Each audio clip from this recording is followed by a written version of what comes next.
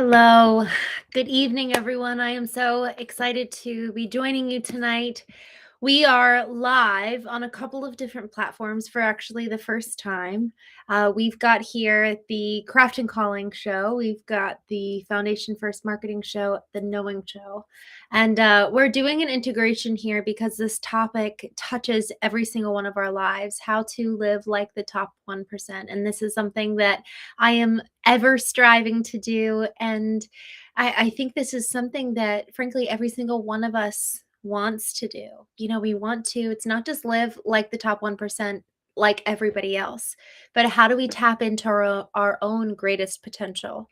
And so this evening's show is going to be a little bit different than others that we do because we are integrating a couple different communities here. We're talking to folks who are in the trades as well as the rest of us on the Knowing show. And we're taking an interesting perspective as I was preparing for the show tonight. One of the things that we talk about for those of you who are new to the Knowing show, particularly in the trades, what we talk about here on the Knowing show is we talk about our four intelligences, effectively each part that constitutes the human intelligence. We have spent so much time throughout our entire lives to cultivate the intellectual intelligence, our IQ. And very rarely do we spend as much time and as much attention honoring and tending to our emotional intelligence, our physical intelligence, and our spiritual intelligence. And so a lot of times for example, on the Craft and Calling and Foundation First Marketing show, we talk about the IQ. We also talk about artificial intelligence. But talking about the whole full spectrum of what constitutes the human intelligence is so incredibly important to cultivate, especially as we have this AI technology, artificial intelligence that we're coming up against. And it's taking our jobs in so many ways, and it has a lot of power and is forcing this kind of existential reckoning where we're looking at ourselves and saying, what makes us different? In fact, some people are even looking at AI technology and saying, look, this thing seems to be somewhat conscious. And so it is beyond me by far and beyond my pay grade to explain the depth and breadth of AI. What I do focus on, though, is how we can, as the human beings, cultivate ourselves to the greatest possible potential. And this conversation tonight, how to live like the top 1%, is not, again, to mirror what other people are doing. Yes, we can learn from them, but how do we tap into our own greatest potential for the sake of living a life that we're proud of, for the sake of the legacy we're going to leave behind? Because every single moment of every single day, we're building a legacy. And there's something to this that is really important. This is kind of counterbalancing last night. Today's Thursday. Last night was Wednesday, and we're starting to do trivia night every single Wednesday and just game night in general, because having fun to counterbalance some of these more serious topics is just so incredibly important for you and me to make sure that we're tending to and kind of taking care of ourselves. Earlier this week, I had a conversation on the Knowing show surrounding how do you recharge? And we actually analyzed how we recharge in each category. Intellectually, how do we recharge? Emotionally, spiritually, physically. And so while IQ, intellectual intelligence, is one such intelligence that we've cultivated and spent so much time tending to, let's say, when we look at the emotional intelligence, that was something that has been and is still massively under cultivated for so many of us. In fact, I was on the other side of emotions are weakness, and I didn't understand that you could actually incorporate EQ, truly emotional intelligence, to amplify human relationships and the way that we engage and the way, honestly, we lead. The more I'm learning about emotional health, the more I'm learning about emotional intelligence, the more I'm seeing it as like really truly the thread through the fabric of what constitutes relationships and leadership and business. So much of what we engage in our lives is on the backbone of relationship and therefore requiring emotional intelligence. But we're not taught that in schools. We're not taught how to engage in a way where we're coming from a place that's authentic, but also engaging with empathy and not acting as mini narcissists like we were when we were kids, screaming for attention and wanting everyone to love us. And so how do we kind of tend to that fine balance of really being authentic, knowing who we are, not living in reaction to who everyone else says we should be, but then also engaging with real empathy, to sit in someone else's shoes, to see the world through their eyes. So that's IQ, EQ, and then we get to physical intelligence. Physical intelligence is best described in the book by Bessel van der Kolk. He is the psychologist who actually coined the term post-traumatic stress disorder. And this book is it's dense, it's hard to read, and so incredibly good. It's hard to read for many different reasons. It's painful. You know, he's talking about these people who have gone through so much trauma in their lives, from literally being on the battlefield in Vietnam, because those were some of his major subject matters that he was looking and examining. Like, why are these men and women freaking out? You know, just being totally fine. And then all of a sudden, one slight little thing happens, and then they're set off because their body takes them back to being in the war. And until Bessel van der Kolk's book came out, until his research and his study was completed, and I'm sure along the way this was being kind of leaned into as well, and things were changing, but people were being put in mental hospitals because they didn't know what to do when somebody was triggered and when somebody had a post-traumatic stress disorder. And so it wasn't just people in the war that were coming out of the war who would have these flashbacks and then very big mental reactions, but there were stories about a woman who, you know, her son, she was driving and they got into a terrible accident, and her child was like pinned under the car. And so there's these really, really tragic things that happen to all of us in so many different ways. And so then it's, how does our body remember things that our brain isn't even remembering here in this moment, but our body remembers? Our body keeps a score. And then our bodies throw our minds back and our emotions back to a moment that's not happening right now. But for so many literally biological things happening to us, we literally cannot control our nervous system because it's throwing us back in time. So that's physical intelligence. The spiritual intelligence side, it's like when you and I have this inner knowing and we're like, I don't know how I know this, but I do. And that's akin to getting some kind of spark of divine revelation or just intuition, where it's, I don't know how I know, but I do. And so tonight, when we're talking about how to live like the top 1%, how to live tapping into the fullness that we possibly can for our own selves, and truly stepping into that upper echelon for our own, you and I, unique beings, we're going to examine each one of these intelligences. How do we do that in each category?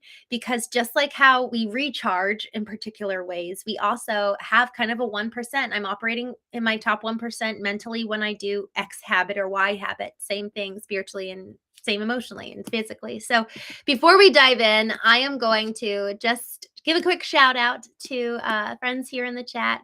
Wayne, good to see you. Hello. Man in the Hat, good evening, Tips Hat. Mobin, hello. Greetings from Iran, my sister. Good luck on YouTube. Keep up the good work. Thank you. I'm so glad you're here. Sacha, hello. Benjamin, Mighty, Mighty Knight. I love it. Hi there. My name is Reese Clark. Reese, I'm so glad to see you. Sacha, hi from ChatGPT. That's curious. Hi on earth to motivate youth. Oh, I love that handle. Hello, Sakil. Hello, thank you for joining. I'm doing so good. I'm excited for I'm so excited for tonight's conversation. Honestly, I think that this is going to be a good one. Muhand, I am not AI. Sacha, I'm AI model. Interesting. I don't know if this what's going on there, but I'm glad you're here regardless. Jim Duggan. I could have been killed 39 times. Interesting. I'm not sure what happened to you, but I'm so glad you're here and I'm so glad you're alive. Rajat, good to see you. Rodsan, good night from Spain. Hello. I love this. Man in the Hat, your spiritual intelligence should be the first step and allow it to lead your other intelligences. That's such a good perspective. Love Skin Case, hello. Mayhem, good evening. Thank you for joining. Mr. Onan, hello. Love Skin. Okay, y'all, I'm super excited for this conversation tonight. We're going to start off with just really diving into there's 4 different categories: physical, emotional, spiritual, and intellectual about what we cultivate. And I'm going to start with the physical intelligence because, and frankly, here's the thing. This is where I'd love to actually hear from you guys, because every single one of us has different parts of our lives that we tend to that really, really serve us in different ways. So when it talks about operating at our 1%, it's going to look different for every single one of us. So I would love to hear, each one of us is going to have practices that really serve us in so many ways, and we get to serve each other. And this is partially why we do this knowing community, is so that we really can give. Each one of us is a teacher. Each one of us has something to offer that is effectively like unique and kind of special to us, that we know, that we've experienced.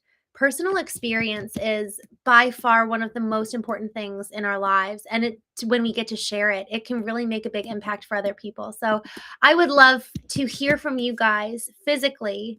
What are the number one things? Maybe give me 2 or 3 things that have really, really made an impact for you physically.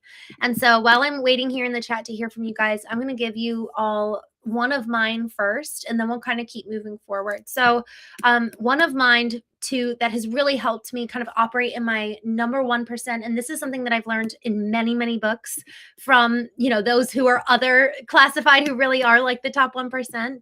Habits. Maintaining my mornings. My mornings have been probably the most important number one thing for me that has really, really helped me to operate at my highest level and at my biggest and most potent potential.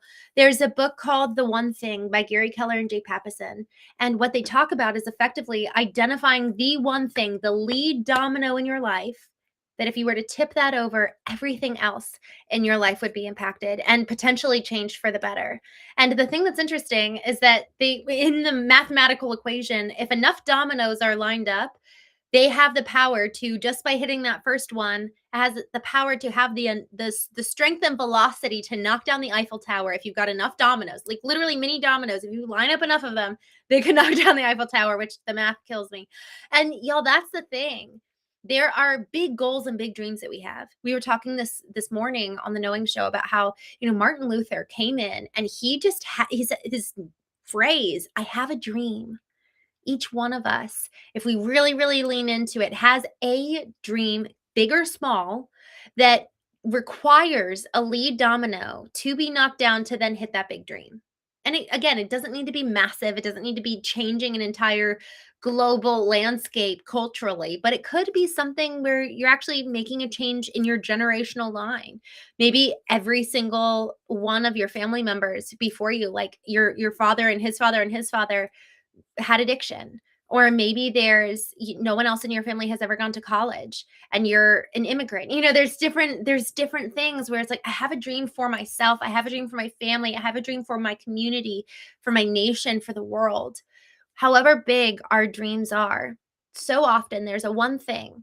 And for me, honestly, that one thing has been the quality and honoring of my mornings.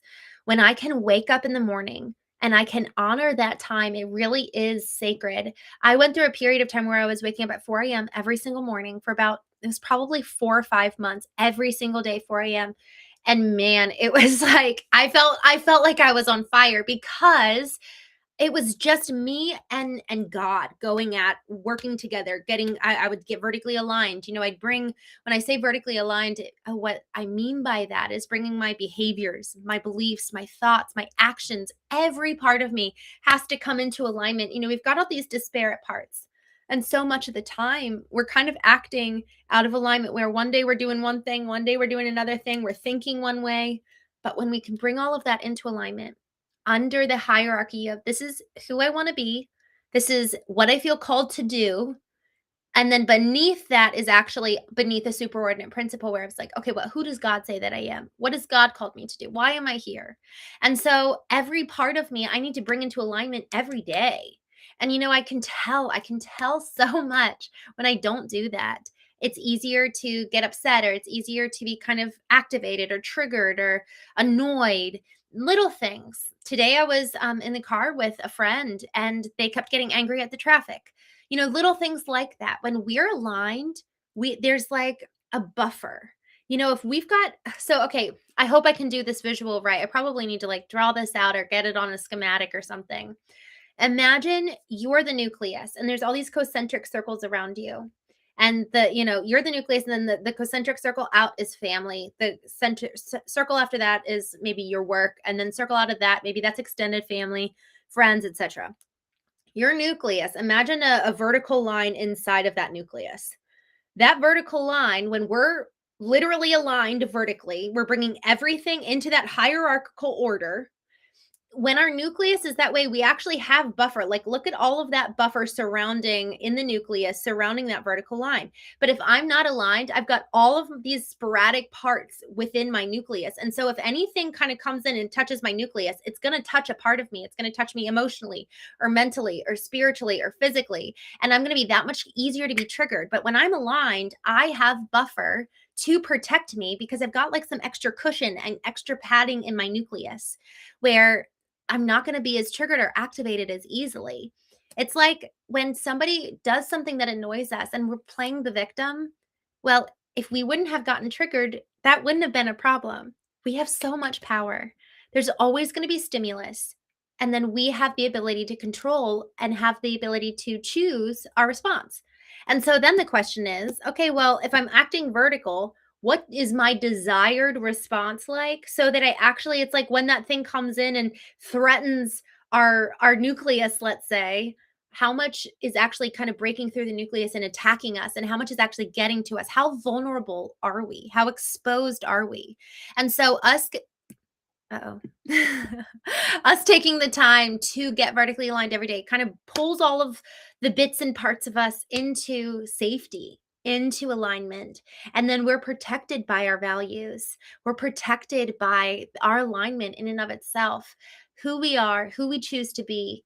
It's like in the nucleus, in the alignment in the nucleus.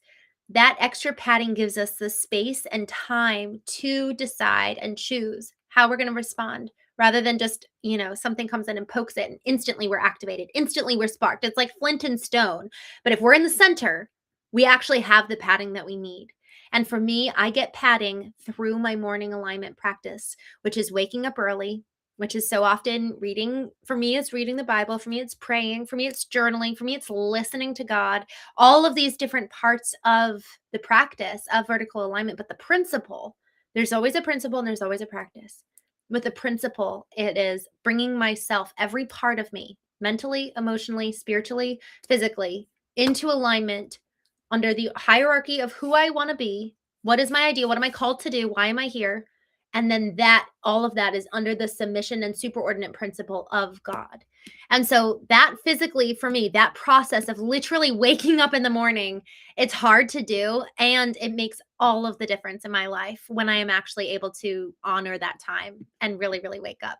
And so I would love to hear from you guys. What is your practice physically? What do you do? Daniel says, I'm usually still awake at 4 a.m. All right. I am going to, okay. I'm just looking through here for comments. Wayne says, it's amazing how your mind gets neurologically wired to past trauma and how hard it is to change patterns. Y'all, that is so, so true. This is why we do the work, to not be so easily triggered and not so easily activated, and to kind of undo those neurological wires. And it takes work, but there's reward on the other side. It's possible to undo that kind of neurological wiring. Y'all, just so you know, we're going to, when we start the Knowing community in the next couple of weeks, we are going to have, and actually I was given this advice by Brian. I don't know if you're on here, but he gave me the idea to just do a paid, where it's like $1, $5 or something, so that the comments are protected, because it's so important that we're able to actually make good headway and make progress as we're talking through here in the chat, and just like really kind of protecting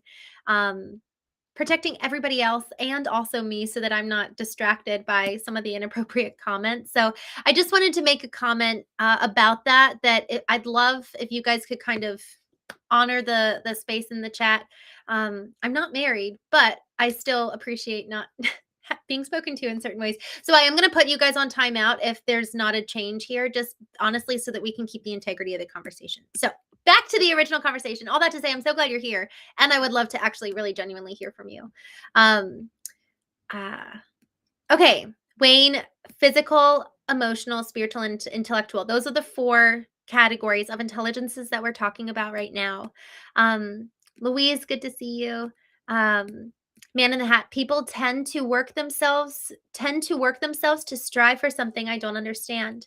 That impacted me. I only work to pay for the things I enjoy. I've lived a full life already. I'm only halfway through it. Ugh, what a good perspective. I've lived a full life already. I'm only halfway through it. I love that. Um, um, just looking through here. Chris says my chickens laid 23 eggs today. Good for you. I would love to have chickens. Alex, oh, thank you. He says that's beautiful. Puccini, good to see you. That's great advice. Thank you. 2 Glock, you might just need therapy instead of God. I think you need both. I found both to be very, very meaningful. Robert, hello. Scott from Scotland, good to see you.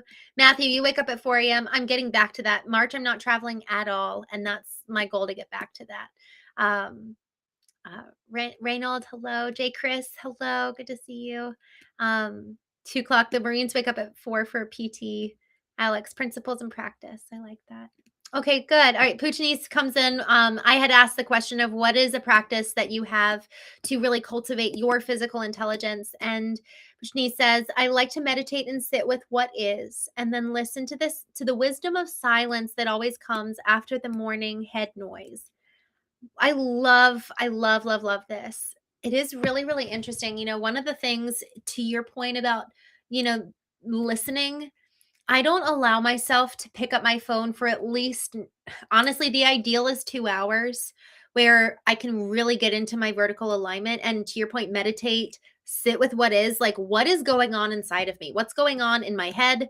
And then after we almost get through that noise, then it's like we drop down. Somebody said this to me one time, and actually this was probably one of the most pivotal moments for me in my life. My friend said, Christine, I want you to move from here to here. And I had never, ever gotten that piece of advice before. But y'all, it's so true. When we drop from our head, like all that head noise, Puccini says it here, moving from all that head noise, all the noises, all the conversations, all the expectations from everybody else, and we drop here to our core, our soul. I think of our soul as the home of our emotions. It's like the core center of you and me. And man, that's if we want to live authentically, we have to be leading from this place. And then, we integrate our mind. The intellectual is so important, but there's different, I guess you could say, access points. Like the right hemisphere of our brain and our body is so different than the left.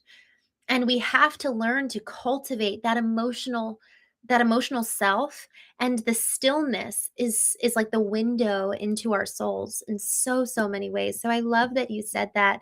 What a beautiful way that you stated this. Sit with what is, and then listen to the wisdom of silence that always comes after the morning head noise. That's so good. And I will say, y'all, the more that we can stay away from our phones first thing in the morning and truly honor the morning really is sacred in so many ways. And there's a freshness, when you walk outside and you hear the birds and there's the sun streaming through the trees and there's dew.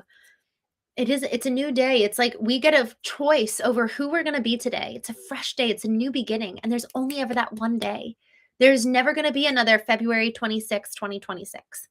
What a gift this day is. And we get to live it, and what a blessing. There's so many people who don't get to live this day anymore. And so it's almost like to honor those who have gone before us. Someone actually said that a couple weeks ago. They were like, I want to honor my ancestors and live well. And that's a good reason. I just love that.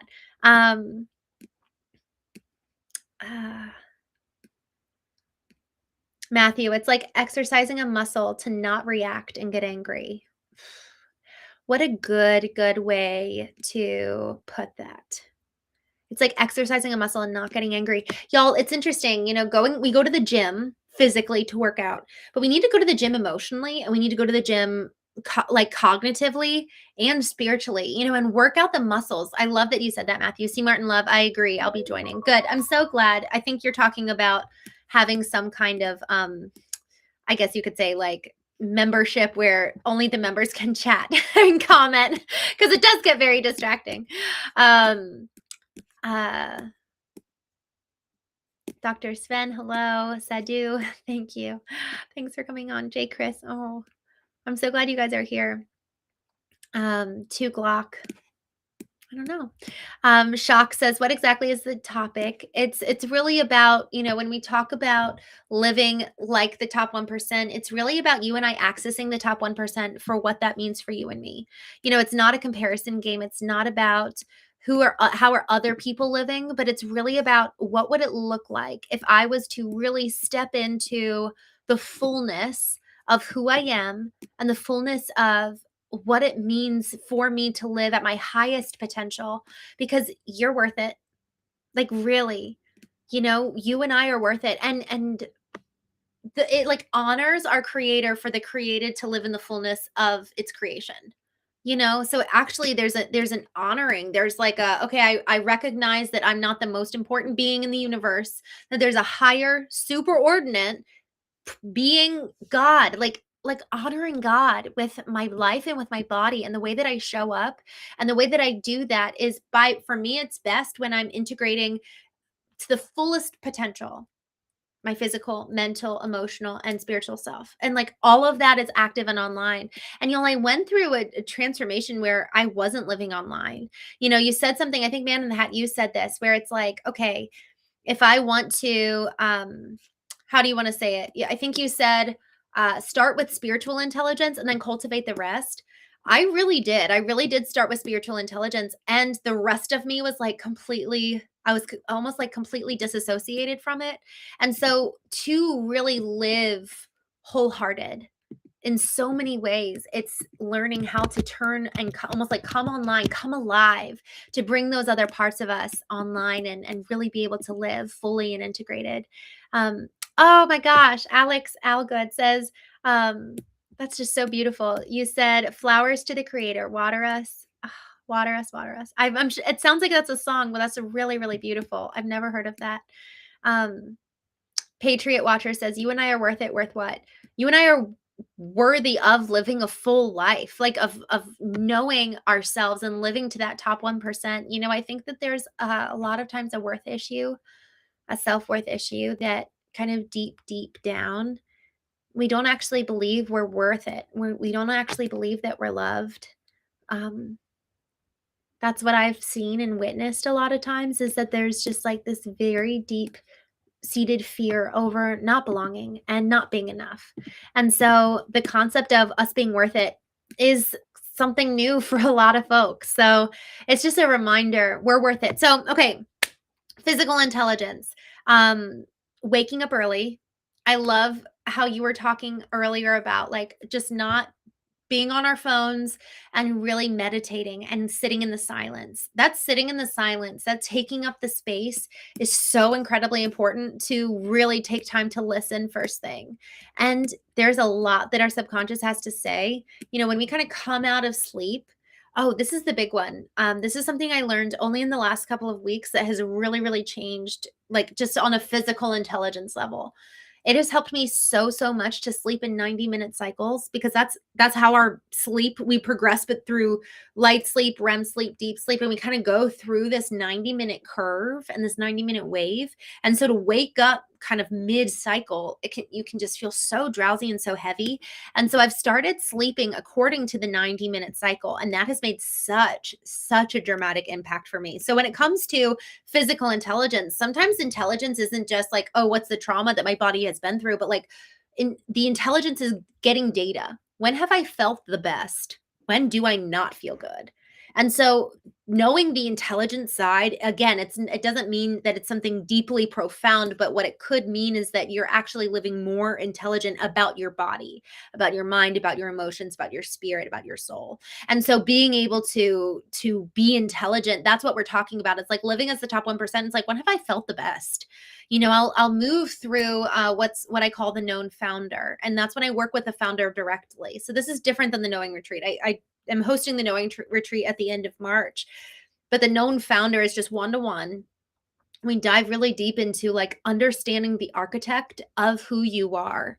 And that's been so cool to see, because so many times in kind of looking at like the history of their life and looking at hallmark moments, we've neglected, we've negated, and even just forgotten those points that made us most healthy with relationships, with our physical body. And we've like stopped doing the things. There's a book called Good to Great by Jim Collins. And he talks about like, don't stop doing the things that got you too good in the first place. When you're trying to become a great company or a great person, don't stop doing the things that got you to a good company or a good person to begin with. Keep doing those things and add to it. Don't stop doing what works.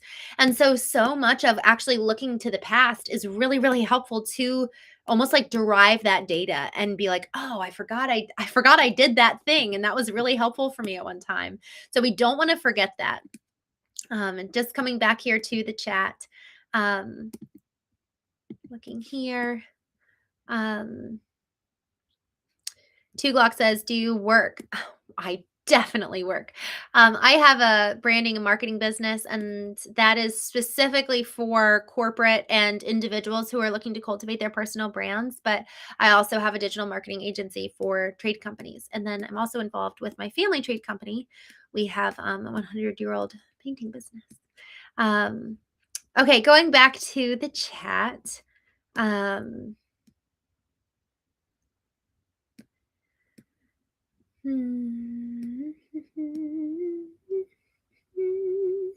The great one. Hello. Put your question for her in the chat and she will respond. Thank you. I will respond. Irene, thank you for joining. C. Martin Love, allow yourself the grace to be imperfect and human, reducing the need to appear perfect. That's so good. I love that. Man in the Hat. Yes, spiritually first, and some learning in yourself how to be vulnerable, but not allowing others to control your emotions in any way. You learn to have empathy, even for someone that cusses you out. Isn't that so true?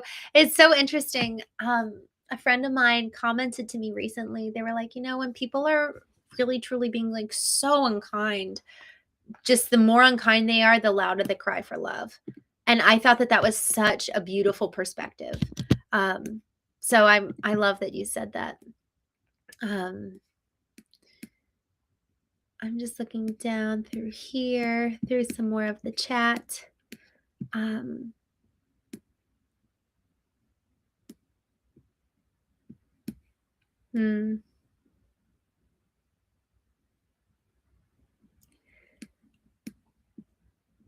Patriot Watcher, top 1% of what? The top 1% of effectively you, like being able to access your own top potential.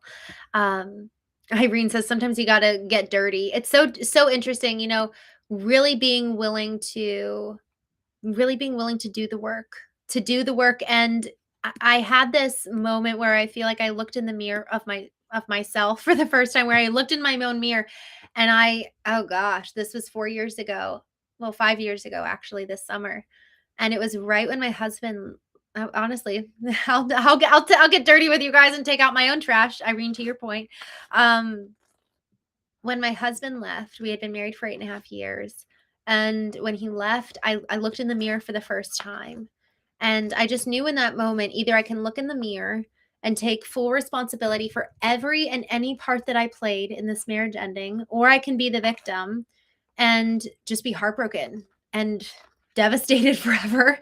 And really, really play that role of like, he left.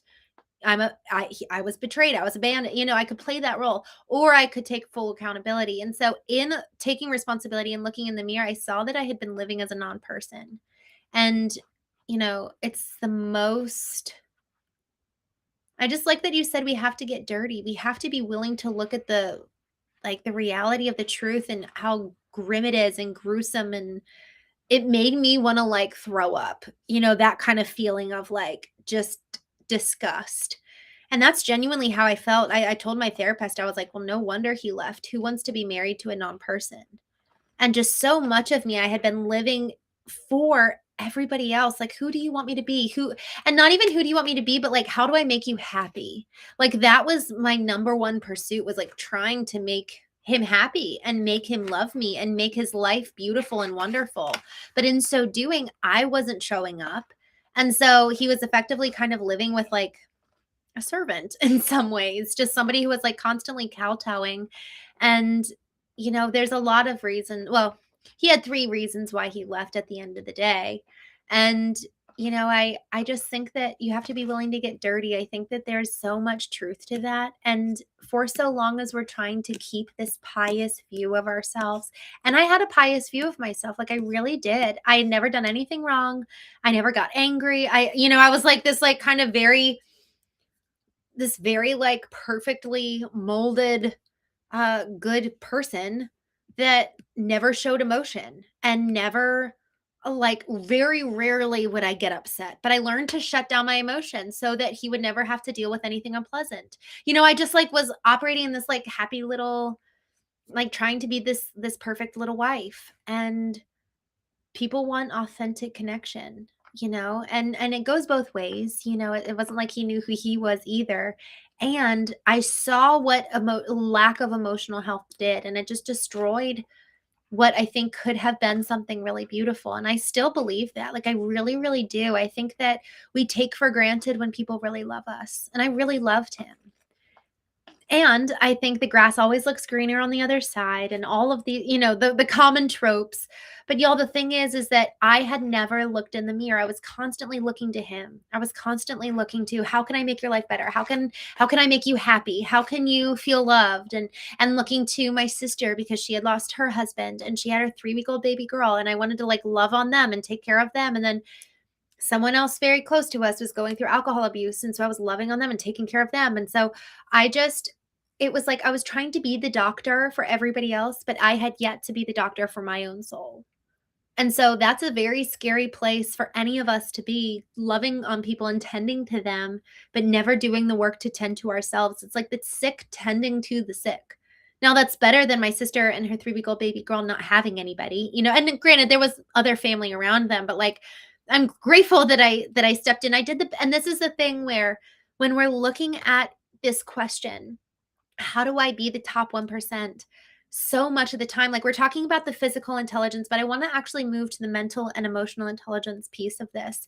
Because for me to operate in my top 1% emotionally, I actually was doing the best I knew how. And as I started to learn new information, I began to integrate it and became more emotionally healthy. But here's what's funny. I knew for 4 years I needed to go to therapy, but I wanted to go with my husband and he didn't want to go with me. And so I used that as my excuse for not taking care of myself and not healing from my brother-in-law being killed. And so for 4.5 years, I just like was withering inside and just so incredibly broken. And I never let myself heal because I assigned so much of my own pain to, well, my sister's the one who's been in more pain. My husband won't go with me. It was like there was a whole bunch of excuses. So when we're willing to look in the mirror and square off with the truth and the ugly, dirty truth and get messy with it, then the question is, okay, well, what am I going to see that needs to be changed so that I can start operating at that top 1% for myself? Again, it's not somebody else's 1%, it's yours and mine. And no one else can tell us what it is except for us. Sometimes we can have somebody, hold up the mirror and say, hey, look, but for so much of it, we'll never change unless we're willing to do so. I'm just looking here in the chat. Drew Young, I don't want to be top 1%, but value experiences and financial freedom over things. Again, I just want to make sure that I'm being so clear. It's not about the 1% of the world. It's your 1%. It's your own potential. And that, I love how you said you value experiences and financial freedom over things. I love that. That's your 1%. So then the question is, okay, well, how do you get there? Who do you need to be to get there? So Drew, I love that you said that because I agree with you. Brian, it's good to see you. I'm glad you're here. I brought you up earlier. Reflecting trees. Thank you for joining. Wayne, hurting people hurt people. Always have empathy and grace. So good. Oliver Moore, let's play a Q&A game. Let's play that soon. I want to get through some of these intelligences, but I love that idea. Let's do that. I'll probably wrap up here in the next like 5 minutes. User PP, I just saw your your comment. That's funny. Maybe we'll address that later. Drew, I will come back to your questions in just a few minutes. I just want to make sure I get through the comments and then we'll circle back.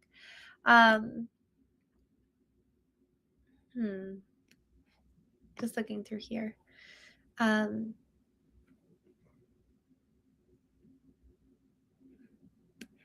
Self-awareness, allowing you to know your core values and stand by them in everyday interactions. I love that. Comic Flick Fusion, hello. I'm so glad you're here. Taylor, thanks for joining us. Me Winkle, I would love if you wouldn't talk that way. I'd love for you to stay here, but we are gonna have to we just don't talk like that, so I'm gonna have to put you on timeout. All right, just looking down, speaking some more truth today. Radical acceptance. It's so interesting. It really is. There's really something around accepting. This is interesting. You brought up acceptance, and now I'm like wondering if we should go in this direction. Maybe we should go in it tomorrow. Y'all, this conversation, I think we'll do a part 2 tomorrow night because there's just so much. What I'd actually like to do, I'm going to take a moment, and I'd love to hear from you guys.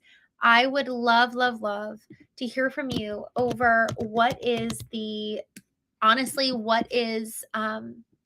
indicative for you of being emotionally healthy. You know, we were talking about emotional or physical health. Like, what does it look like for you to be operating at your peak physically? And I would love to hear, what does it look like for you to operate at your peak intellectually? Like, if you were to truly be in alignment and to really be operating at your top fullest potential, what does that look like? What does that sound like? So if you guys don't mind dropping that here in the chat, I would love to hear from you. Because frankly, I think each one of us has something to give each other. And so I'd really love to hear, for me, or just a quick recap on the physical side of things. What was talked about was waking up early, adhering to our habits, listening in the stillness. I loved that comment. Also, frankly, one of the biggest things was not getting on our phones first thing in the morning, but like really, really allowing for the silence and to just really be able to be quiet first thing in the morning. All right, just going back. Listening to your inner self, Zach. Stay disciplined, Tiger. Oh, so good. DJ, I don't know if you just joined, but when I talk about the 1%, I'm talking about your 1%. Like, what does it look like for you to live like the 1% of your own ability intellectually, emotionally, physically, spiritually? So we were talking about physical intelligence and like your 1%. What does that look like when you're operating in that level? And now I'm wondering emotionally for you guys, what does it look like for you to kind of be operating emotionally? I love how you said discipline. That's so good. I feel like I'm really learning discipline right now. That's like a new that's a new one for me. I didn't grow up with a ton of discipline required in like our home. And so discipline is a new quality that I'm really seeking to learn. Understanding people and the way of life. You can calm yourself down, adapt to changing circumstances, and avoid getting hooked by difficult people or situations. That's good. That'd be huge for emotional navigation.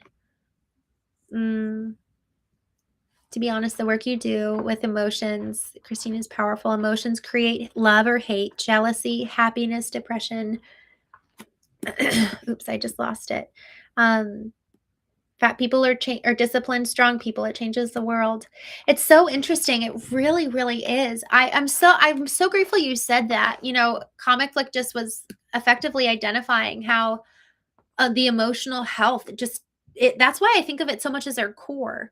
Our intellectual mind, it's like our mind only has so much willpower. So much of us, we need to be harnessing and leveraging the emotion and the logic to work in concert with each other. Harvard found that 95% of our purchase decisions take place in our subconscious, which is where our emotions live. 95%.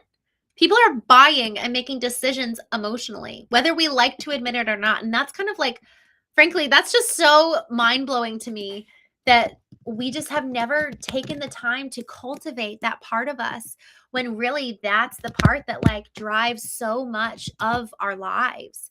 That's the part that really, really makes such a big impact in the way that we live. Um, just going back here to the chat. Currently 2 a.m. for me now. I desperately need sleep, and I know that I have this urge to just keep scrolling. I'd love to start making a change to my habits and adhere. I love that, Fiat. Honestly, that's so honest, and I just really, really respect that.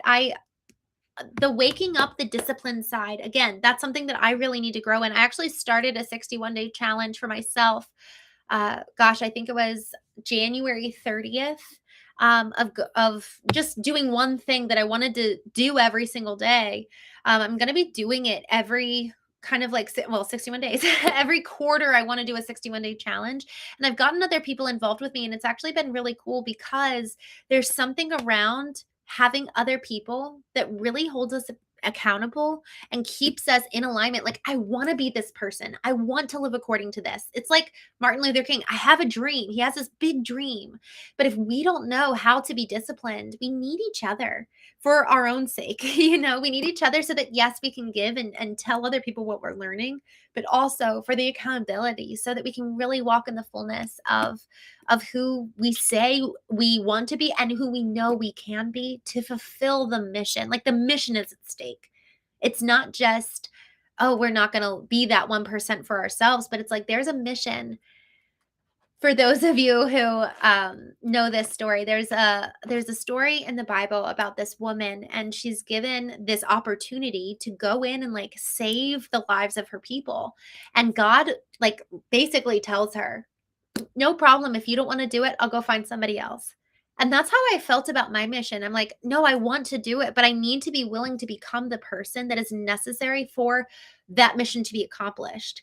And this is where community comes in. This is why we're actually gonna I'm gonna take advice that I've been given around the chat, Brian. This is why I brought you up earlier, just to make it so that there's, just pay like a couple dollars a month, and no one else can comment, because the comments really can become they can become so distracting and honestly really kind of disrupt the flow. Whereas if each one of us could hold each other accountable, and frankly, I want this community to be even bigger. I want to do in-person events. I want it to be where we see each other. Somebody even mentioned, I think Puccini said, what about an online knowing retreat? I'm going to be doing a knowing retreat at the end of March in person. But like, what if we did an online retreat where we just took a couple of days and did the work? Down better believe, Jesus fasted physically. I have experienced so much change in my own life when I fasted. And like, that can be something we do together. What do you want to break through in your life? Let's fast. Let's like get that kind of discipline going and orient our mind, body, soul, and spirit towards that thing that we feel called to. And man, breakthrough happens on the other side of that. The real definition of intention, like when I looked at the etymology of that, Middle English, I think it was Middle English, kind of like mid-century English, talked about intention as emotional, cognitive, physical. It's like getting all of us oriented towards that one thing. And that's kind of what fasting does. And that's what this challenge can do. It's like getting all of us oriented towards one goal, towards one target. And y'all, that's the power of knowing our mission and knowing what we're called to do. Brian says, dwelling on things out of my control is just too hard on myself. Yeah, learning a new path now. Oh, that's so good. Yeah. Oh my gosh. Here's another thing. when we talk about being in community together, and the craft and calling community is a community that I haven't started yet, but it's going to be specifically for men and women in the trades. And even this weekend, I'm hosting an event actually with my dad in our family business, and it's for leaders in the DC, Maryland area, and specifically with a trades bent. And the goal is that, frankly, we're taking time to connect, be in community with each other, and celebrate each other. Celebration is like a core ethos of our lives, and it should be, because when we do the work, there's something consciously where, like, that dopamine hit that we get from running a race and the other side of it, and that dopamine hit we even get from sugar. It's like if we can actually self-perpetuate our own dopamine hits, man, there's so much on the other side of that, where it's like we're actually really rewarding ourselves, and then our body knows, oh, let me do more of that thing, because look at the encouragement I just got from Christine or from Brian or from Michael, Turtle Biscuit Man, so it's like, are we actually being good stewards of our mission, of our bodies, of our minds, of our souls, by taking the time to self perpetuate the good behavior and really encourage ourselves? And what better thing than to do it for each other? So I just love that. Um, Fiat. Oh, I love this. Oh, you just made my day. Are you live every day? I feel at home here, knowing I can learn a thing or two about everyone, and most importantly, myself, to learn to discipline myself. Oh, man, that's so, so, so meaningful to hear. Yes, we are live every day. We go live actually every morning. We go live every morning. I aim for 9 a.m. Eastern. This morning I had a 9 a.m. breakfast. So I try to orient my life around the show, but I can only do so much sometimes. We go live every morning, 9 a.m. We go through A Course in Miracles, and that's kind of, you were mentioning earlier, like the going to the gym. Mentally, that's kind of what we do. We adhere to what's even more true than the old programs that my brain knows. What's even more true than my emotions. And so it's really putting new programs into place so that the data that our bodies know, we are able to adjust them and bring them, almost like update our systems and update our mental programs, even emotional programs too. And then in the evenings, we get on here, and sometimes I've got guests. Sometimes it's just me. Sometimes it's just us. Um, Lord Aragon, I prayed for you this morning. I think you said you had surgery today. How was your surgery? Um, I would love, love, love to hear. Comic Flick Fusion, before you go. Before you go. Oh, I'm so grateful you're here. I honestly, guys, here's the thing that's so funny. I feel like I've got so many wonderful friends here. It was really funny this morning. We were on the Knowing Show, and I saw Wayne's name, but I didn't see many other people that I recognized. And I was like, oh, this is so weird. And it was because I was going live at 11:30. So Wayne, thank you for being there. Danny Bursch, good to see you. In a reality mindset, in a technology-based society, it's important to come back to a community concept and connection. Oh, thank God you said that. Y'all, isn't that the truth? We need each other now more than ever. Everyone's got these AI companions. Yikes. Like, yeah.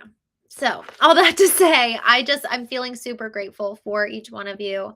Um, and y'all, I'm excited about what we're building. I feel so strongly about this, that you and I both, every single one of us, has the opportunity to make such a big impact in our communities. And so it's like, okay, how do I need to change? Who do I need to be? To love well. And it doesn't, again, this whole concept, I get kind of fascinated by people. And so I've loved the speech by Theodore Roosevelt, Citizens in the Republic, in 1914. And then just yesterday, I had this amazing conversation with Kate.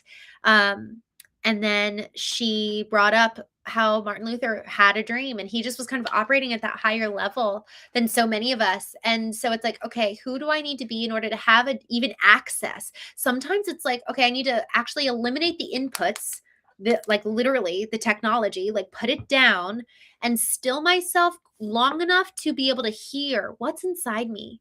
What have I actually tuned out and like numbed myself to emotionally, spiritually, physically, intellectually over all of these years that I need to like recover. And a lot of times there's our mission there, like our mission, man, and the things that we're called to and that are on our hearts.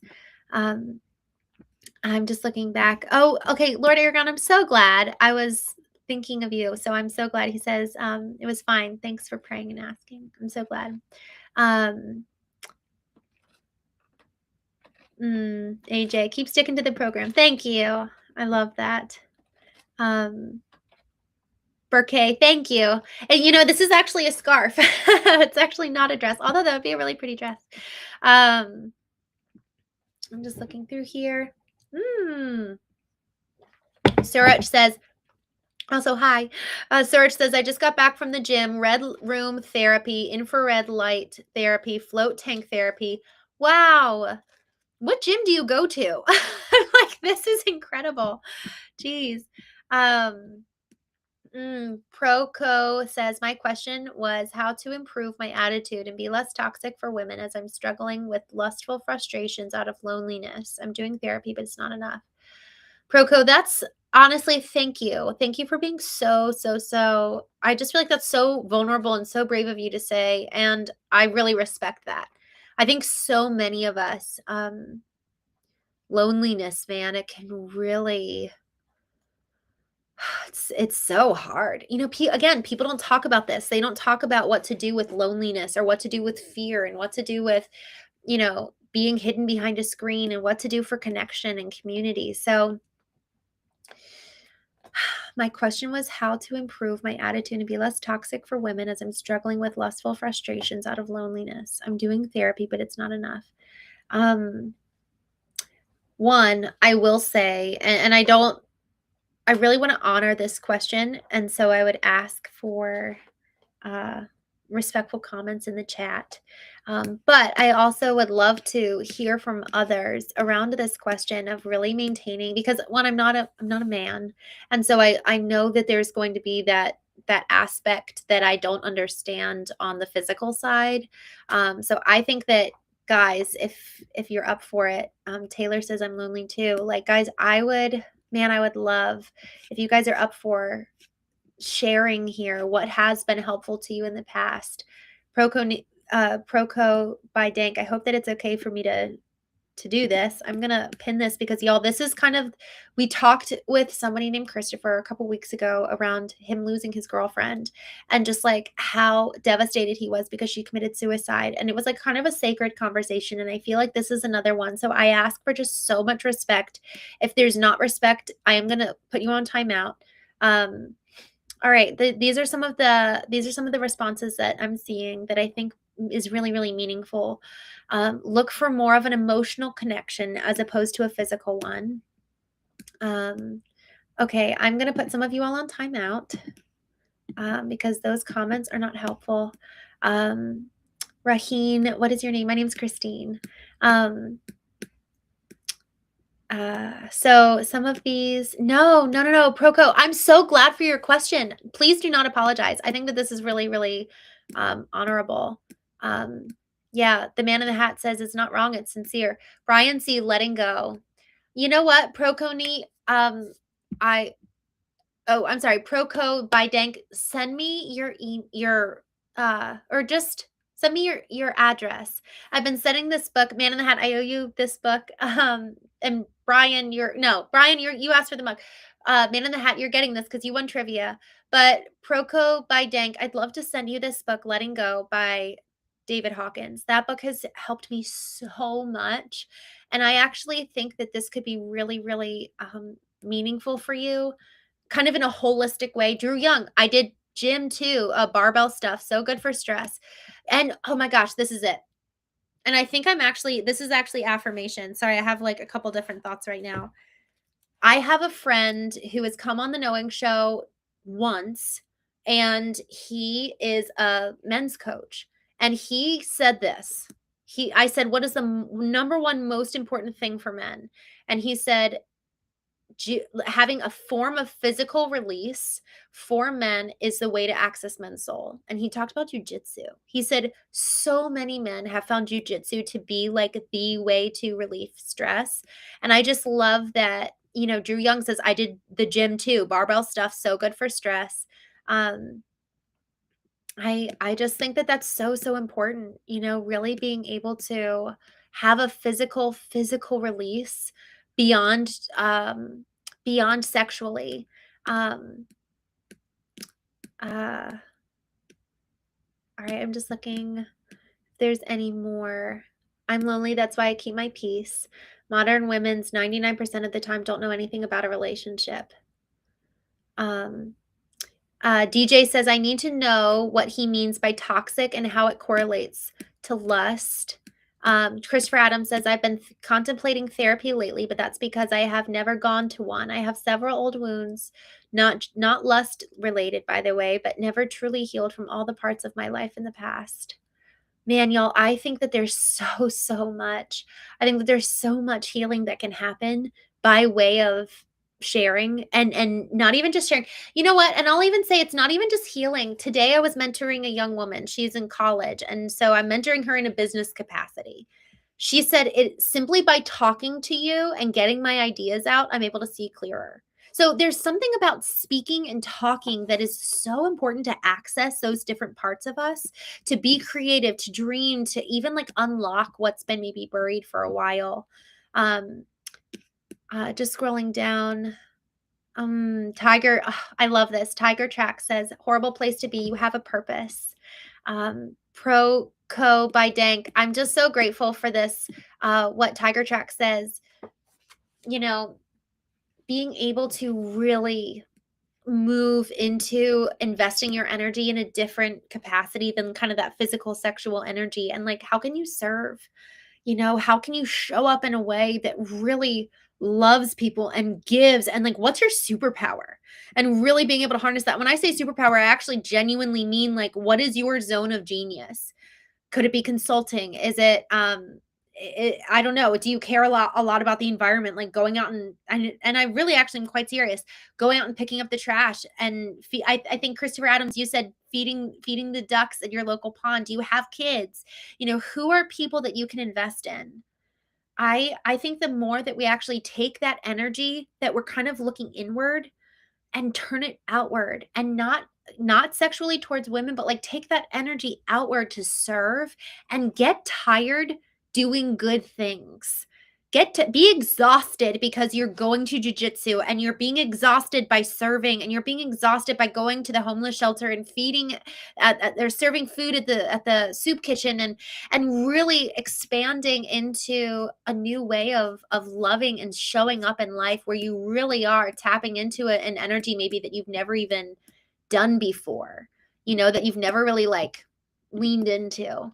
I think about the greats who are known around the world for being creative, for showing up and really like making an impact.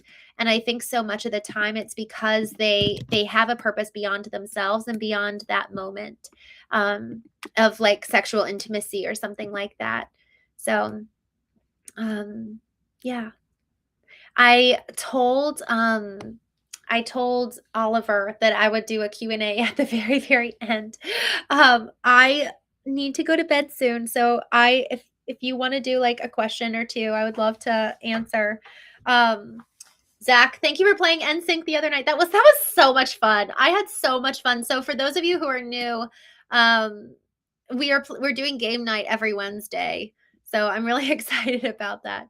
And y'all, I will say, I'm hearing complaints from both sides, where I was talking to actually a client the other day. He's, in a trades company that is one of our clients. And he just mentioned off the cuff, he was like, no one's teaching women how to be wives and mothers these days. And I just like did a full stop, like, wow, you're so right. No one is teaching women how to show up. I mean, I modeled what I saw. It didn't work out. I modeled codependence. That was a poor choice, and so I've had to like reinvent, okay, what does it look like for me to be in a healthy relationship? Because frankly, I don't see a lot of healthy relationships. So I kind of have to go like invent that in some ways. Um, yeah, Lord Aragorn, I broke up with my at least 5 girlfriends because of their worldviews. I'm already doing fine economically, but all they see that how we can get more, encouraging for me for more, that's a red flag. Oh, interesting. Encouraging you for more is a red flag. Um, wow, Christopher, I can see answers to others' problems clear as crystal, but I'm blind as a bat with my own. I have to ask if there's something I'm missing. Honestly, that's so, so humble. That's so humble. I think that that's so beautiful, and I think that that's really, really important, and I'm grateful that you're willing to do that. Um, Proco says, "Yeah, I did martial arts and gym, but it does not fill the void of being invisible to women and the struggles of dealing." Um, oh man. Oh, Proco by Dank. I'm so, you know what? I gotta, I would love to send you this book. I really, really would. And guys, for those of you who are willing to, who want to or willing to join the Knowing community, we're going to be releasing it in the next couple of weeks. I would love to give you all my book Knowing as kind of part of the membership and I'd love your feedback. I'd love to hear what's encouraging, what's not, and just get feedback. I don't know if I'll like make edits to it because frankly I need to be done with the edits, but I just would love to hear thoughts. And this process of knowing who I am really, really changed because I had been living so much for other people and so much for how other people could fill my void rather than realizing I actually am responsible for filling my own void. The more I'm outsourcing my worth, the more I'm outsourcing my joy, the more I'm outsourcing. I use this example of like literally, like we have this electrical socket and like we're looking to plug this into people and say, oh, you're going to fill my void today. Oh, you're going to fill my void. And then if people don't, we're left empty and we're left depressed and we're left sad and we're left discouraged and we're left feeling worthless. But the more we're actually able to be self-sourced and have a deeper, higher, it's like deeper and higher, like a higher purpose, deeper roots, that we're actually able to be vertical. And you know what, Proco, I don't know. These are all just pieces of advice. Verticalalignment.com. That is a 21-day series that I created just like as a present on my birthday. I did it as a present for you guys back in July. And there's 21 days of emails that you'll get, and it just takes you through the physical intelligence and kind of reconnecting with your body, and emotional intelligence, reconnecting with your emotion. And there's something in that process. So I'd love to send you the book Letting Go. So if you would send me a note, send me an email. I think it's on my YouTube. My email's there. So if you email me, I'd love to send that to you. But letting go has been so incredibly, incredibly meaningful. All right, y'all.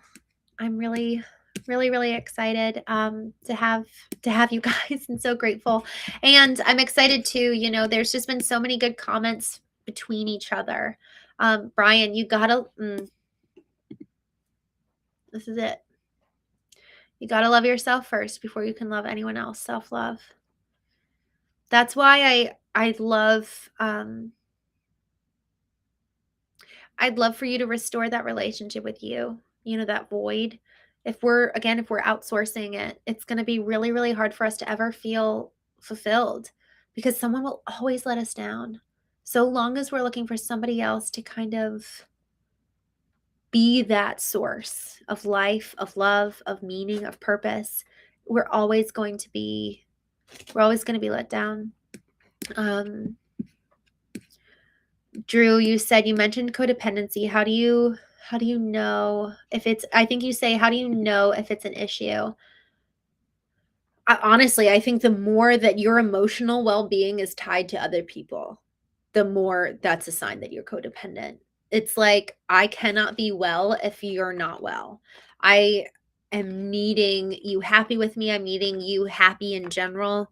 Um, it's like my emotions are tied to who you are and how you are. So that is probably the simplest way I would define codependency and what that looked like for me.